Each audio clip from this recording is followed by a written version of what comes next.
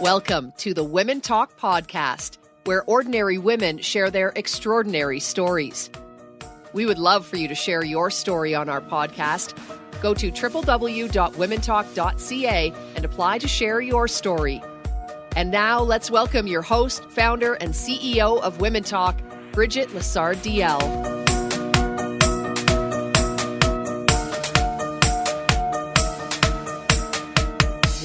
Hello there. Welcome back to the Women Talk podcast.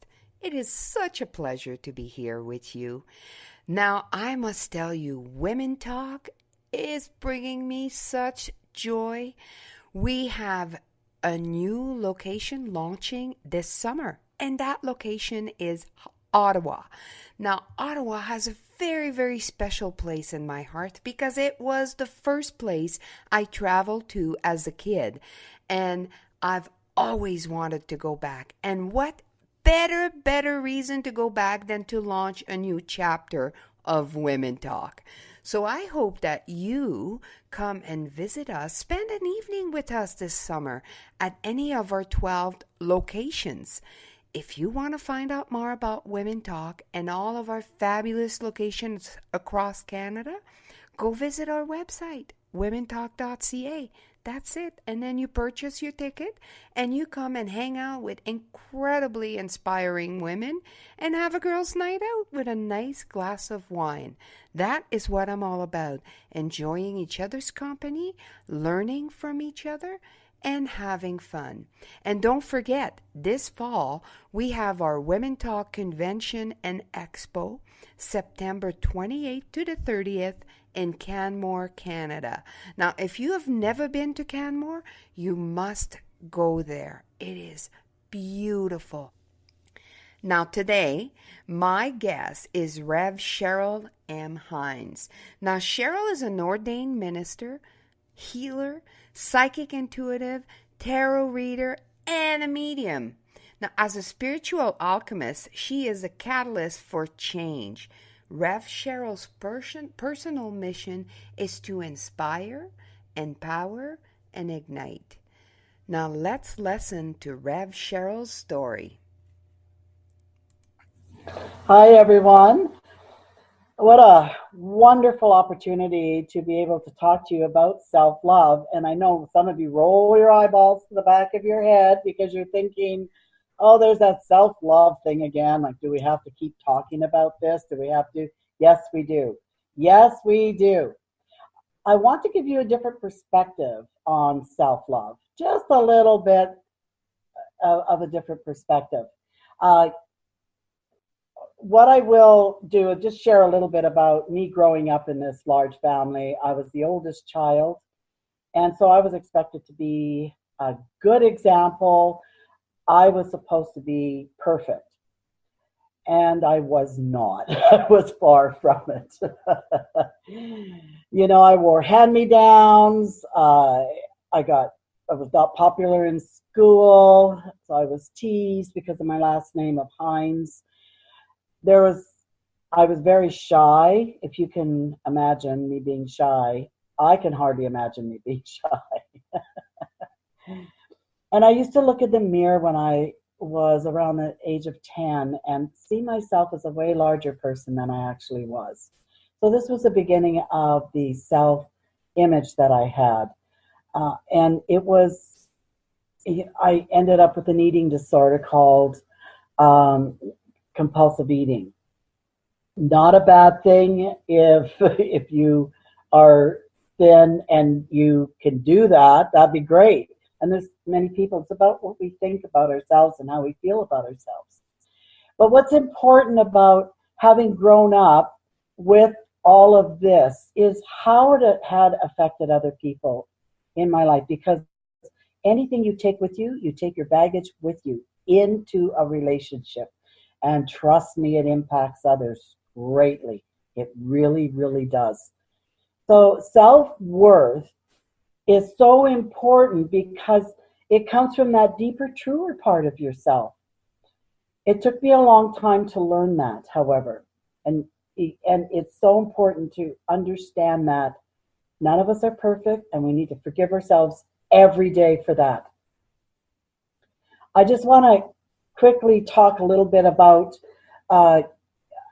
Grover Baxter, because he was the one who actually brought to light about plants having an emotional reaction to a thought, and he hooked them up to a seismograph or a lie detector. And he was thinking about lighting a plant on fire. And before those plants even had a chance to be lit on fire, they exhibited an emotional response. It was amazing. It was absolutely amazing if you think about it. So after that, he was going to try everything, including eggs and sperm, and he just did everything. The interesting thing about that is understanding that we bring our problems with us and we impact others in the same way as we would impact a plant with that thought.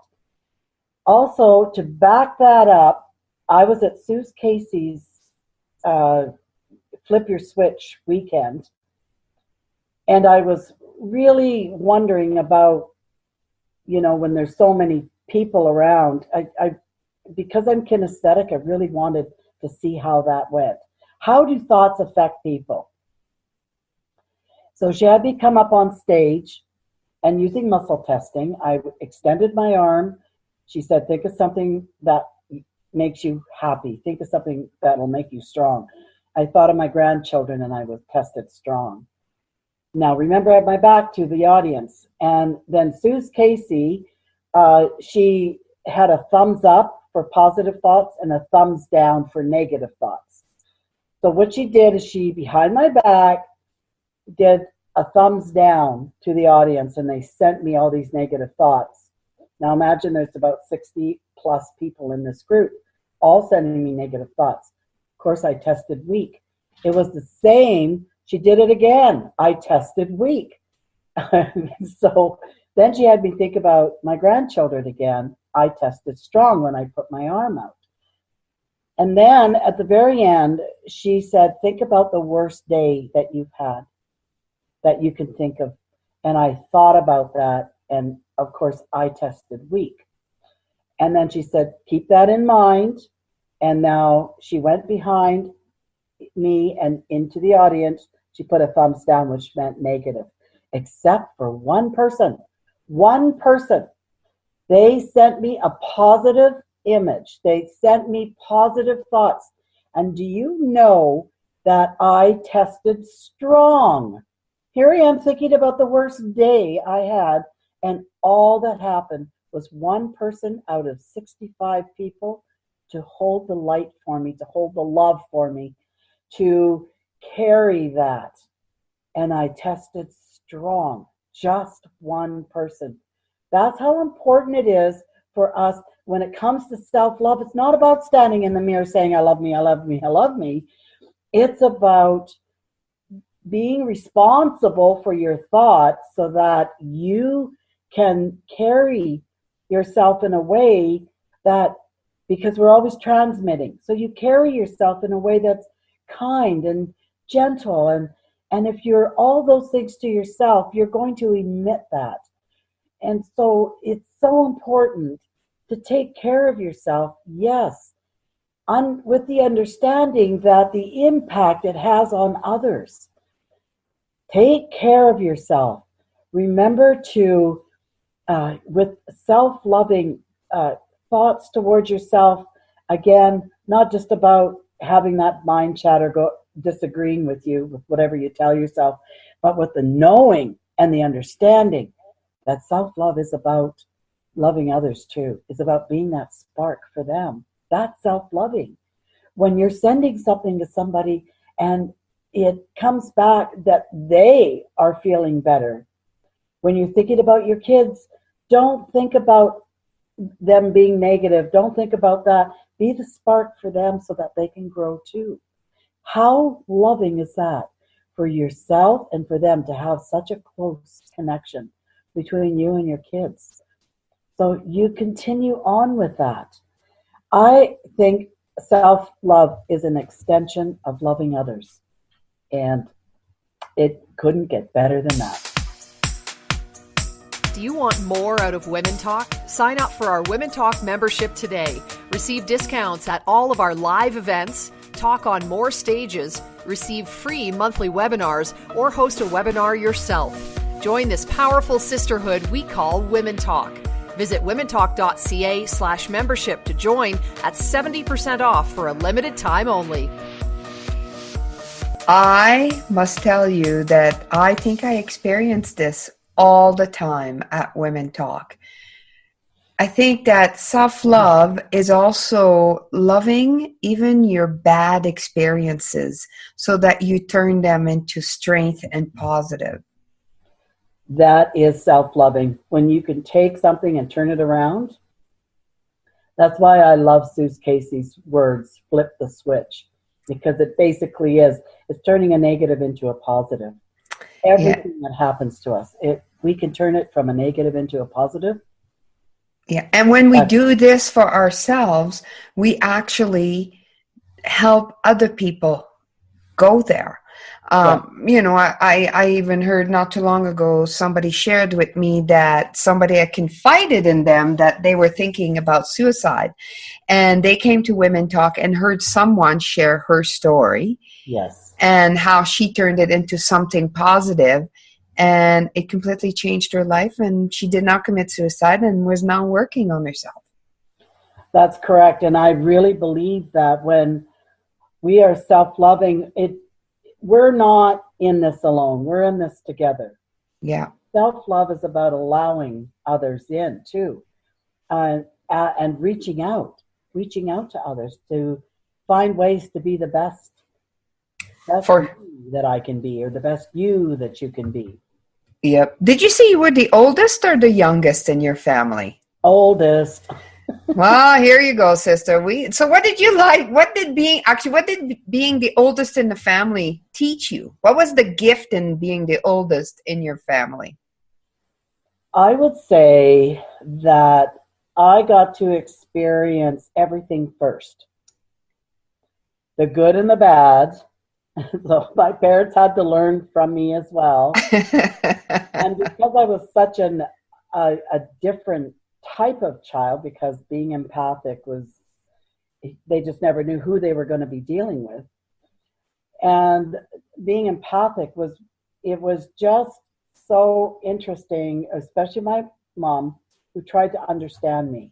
And it wasn't too terribly long before she actually understood that I was being impacted by others, and not just by thoughts and feelings, but by actions. And I could feel what was going on around me. Aunts, uncles couldn't keep secrets from me. So it was really great that as the oldest, I tried to keep things on as even a keel as I could. And so I had this crazy sense of humor. And I brought that into the family. Nice. And so what's your earliest memory of having body image issues? It would have been around 10. It would have been after my father beat me within an inch of my life. He just lost it one day. And I remember standing outside my body watching this whole thing going on. And it was my mom who came and slapped my father to get him to stop, and he fell backwards, and here I am standing outside my body. That was the first time I went, wow, how is that even possible? But from that standpoint, I had compassion for both of them, because I knew my dad lost it. He wasn't usually like that, and I knew my mom was just freaking right out. And I could feel all of that, and yet at the same time have compassion. This was a great confusion, actually. But it was the start or the beginning of me protecting myself, which was to gain weight. And has it been a lifelong struggle? And how have you learned to deal with it? Well, first of all, it's like looking at it through the eyes of humor. In many ways, it's like looking at it with humor. And realizing that my body is not who I am. It's a part of the expression of me, It's part of that. So I'm learning. Let's just say I'm learning to love that expression of me. I don't hate it, which is way different than it used to be. But I would say that I don't do the emotional eating that I used to do, that I love who I'm becoming, and I'm becoming more and more of who I'm supposed to be, so to speak. And I know that sounds a little ambiguous, but that we're all becoming, all of us. Every one of us. Yes. Are you happier now than you were in your 20s? Oh. And how old are you, by the way, if you don't mind? An approximate, if you don't want to give us the exact. Okay, well, normally I would say that my age is none of my business. Well, give me a decade or something, just so, because you know why I'm asking is that I am in love with women in their 50s and 60s. I just think that me too. In the last couple of, I'm 52, going to be 53 in a couple of weeks. Oh, you're just a young un, honey.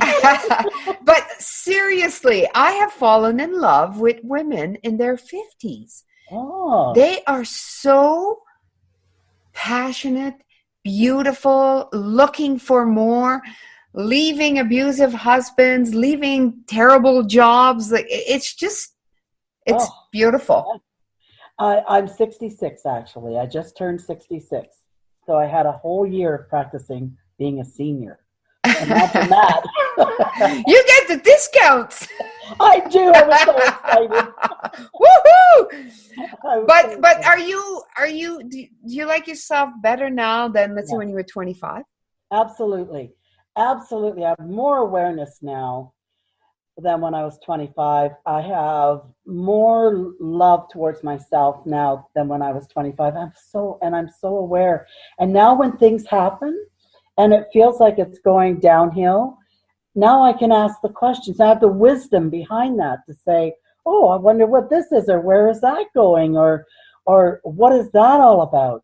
So it is, I'm really learning the lessons around self-love and what that is. And about sharing that and about being that, is so important. So important.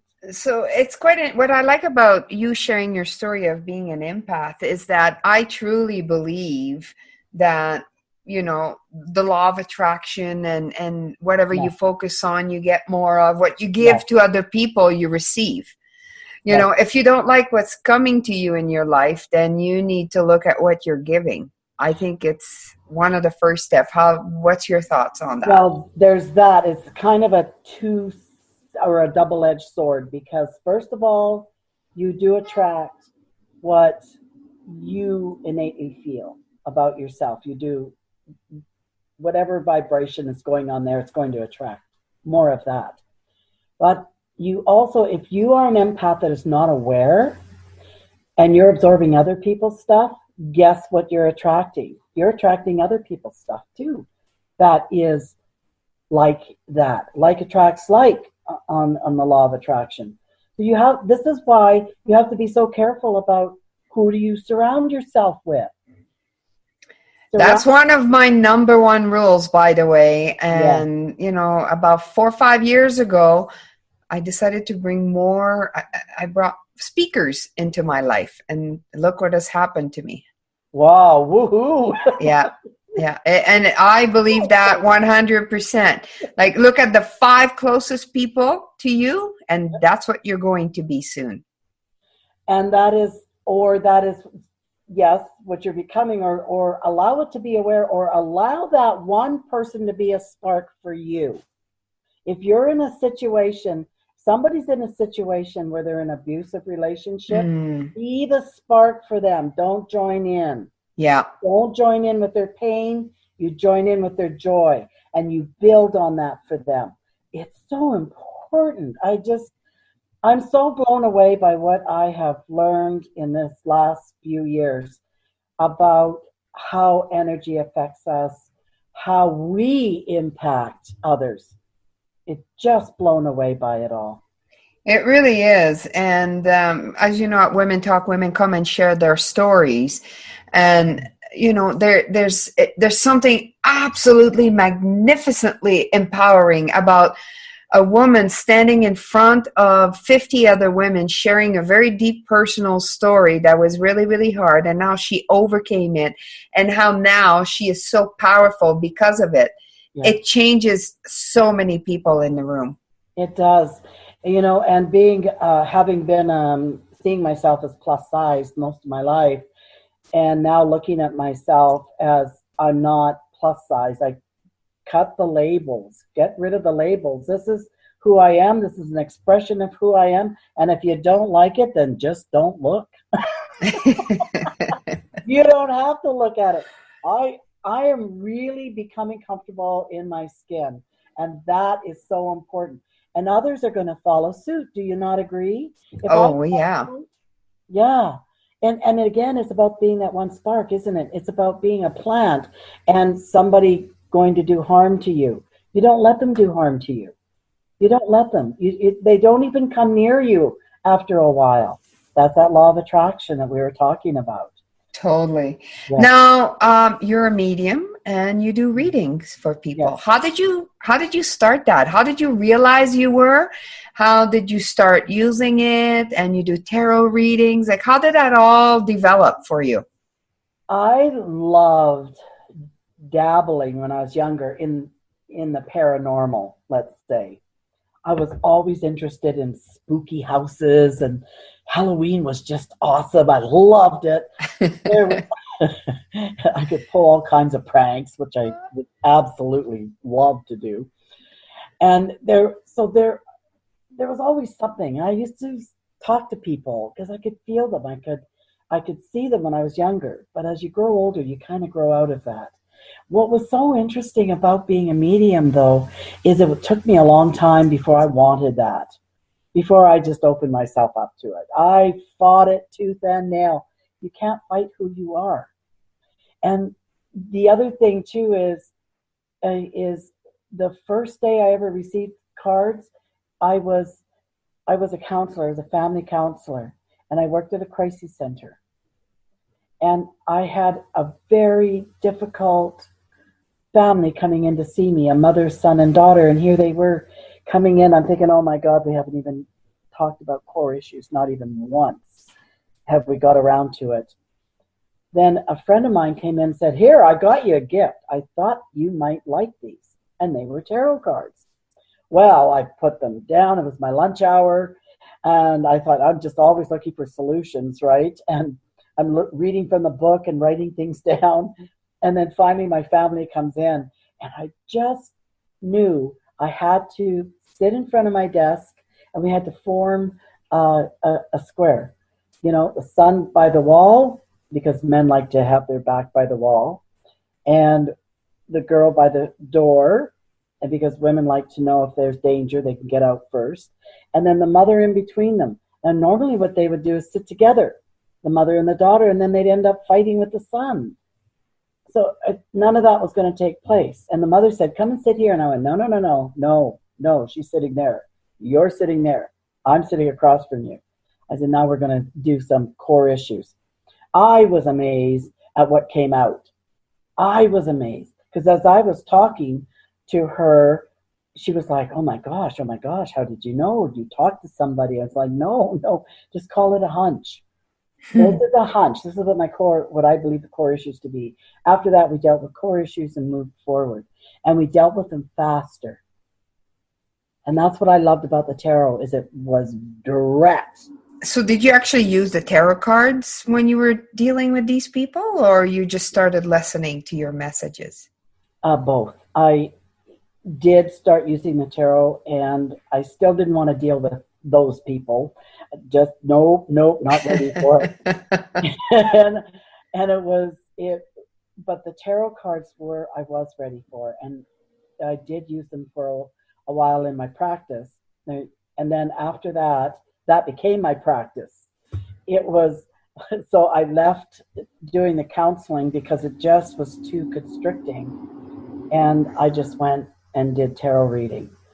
And fabulous. And now we have a show together. We actually do tarot card readings on Tuesdays at noon on Facebook. Yes. Yes. Tarot readings with Rev Sheryl.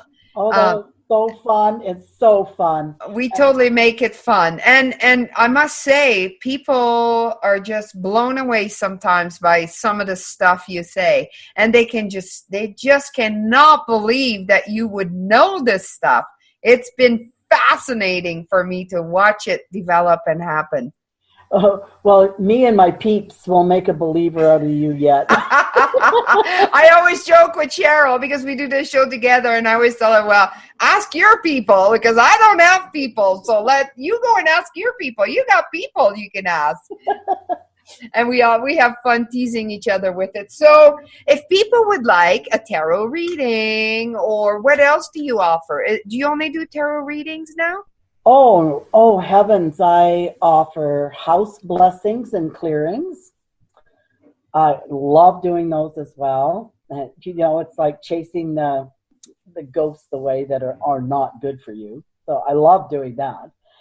And I also do family dynamics, where if there's children especially that are psychic and they're gifted, and parents just don't know how to deal with these kids, like, oh my goodness, what do I do with this? And they're terrified all the time. Then it's really good to have a family counseling around this and teach the kids how to deal with this, and the parents how to deal with their kids. So you help with the children, you do tarot reading, house blessing, and I do wise woman honorings as well. You do what? Wise woman honorings. What is that? Favorite things to do. It's about honoring your wisdom. When you get to a certain age, you get to honor your wisdom, and it's just a beautiful ceremony, and it's full of love, and you can't say enough good about it. So many beautiful women. I would love to do that as one of the talks. As one of the talks, do a wise woman honoring for everybody that's in there. Oh, that's beautiful. Okay, so we're out of time. Just tell me, where can people get a hold of you if they want to contact you for any of your services? They can get a hold of me, MSB Links, which MSB stands for MBS, pardon me. MBS Links, Mind, Body, Soul Links.com. They can get a hold of me on Facebook. It'll be Sheryl M. Hinds, or it'll be Rev Sheryl Hinds. They could also, so you could private message me there. You could also contact me and text me on my phone, which is 587-830-3600. Wonderful. Well, thank you. It was fascinating having this little chat with you. I loved it too, Brigitte. Okay. Bye-bye. You're just awesome. Thank you. Bye-bye. Bye. If you have a burning desire to share your story with our audience, apply to be on our podcast. To apply and find a full list of our podcasts, go to www.womentalk.ca.